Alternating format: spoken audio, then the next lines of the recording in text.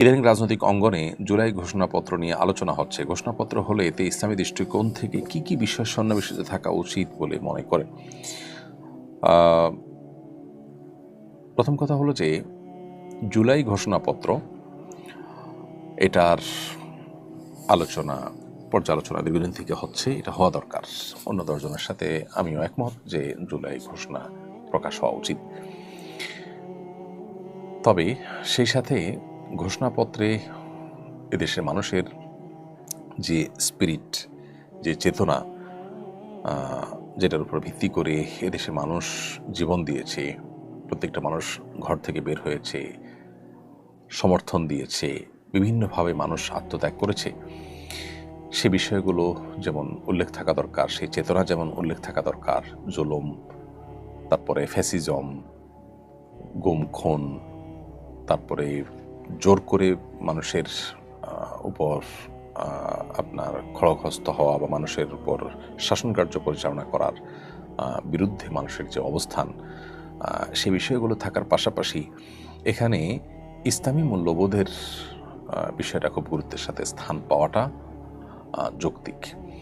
কারণ এখানে শহীদ আবু সাইদ থেকে নিয়ে শুরু করে স্কুল, কলেজ এবং মাদ্রাসার শিক্ষার্থীদের, হাজার হাজার লক্ষ লক্ষ শিক্ষার্থীদের মধ্যে আমরা দেখেছি তারা দ্বীনি চেতনায় উদ্বুদ্ধ হয়ে আল্লাহর রাহে জীবন দিয়ে শাহাদাতের মৃত্যু তারা আকাঙ্ক্ষা করেছেন, তামান্না করেছেন।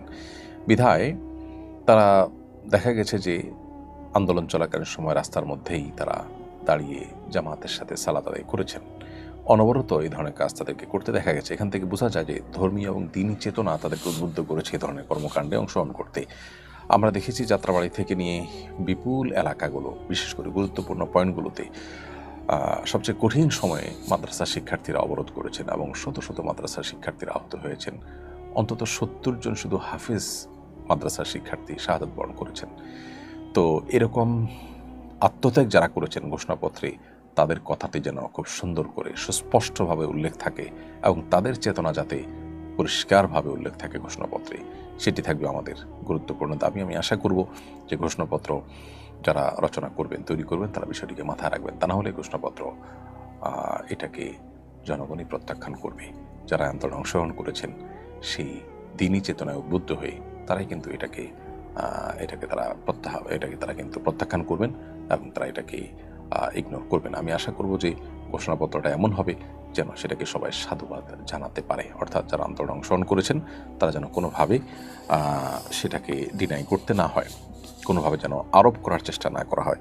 আমরা দেখেছি যে জুলাই আন্দোলনকে এক শ্রেণীর মানুষ সেটাকে কবজা করে তাদের নিজেদের বিভিন্ন এজেন্ডা বাস্তবায়ন করা, বিদেশিদের বিভিন্ন এজেন্ডা বাস্তবায়ন করার মধ্যে এখন লিপ্ত হয়ে গেছেন। সরকারের কোনো উপদেষ্টা যারা জুলাই আন্দোলনের কোনো অংশগ্রহণ ছাড়া, কোনো অবদান ছাড়া উপদেষ্টা হয়ে তারা এখন তাদের বিভিন্ন বিদেশিদের বা এনজিওগুলোর বিভিন্ন এজেন্ডা বাস্তবায়ন করার কাজে লিপ্ত। তো সে বিষয়গুলো যেন না ঘটে সেদিকটা খেয়াল করার জন্য আমরা বিনীতভাবে অনুরোধ করব।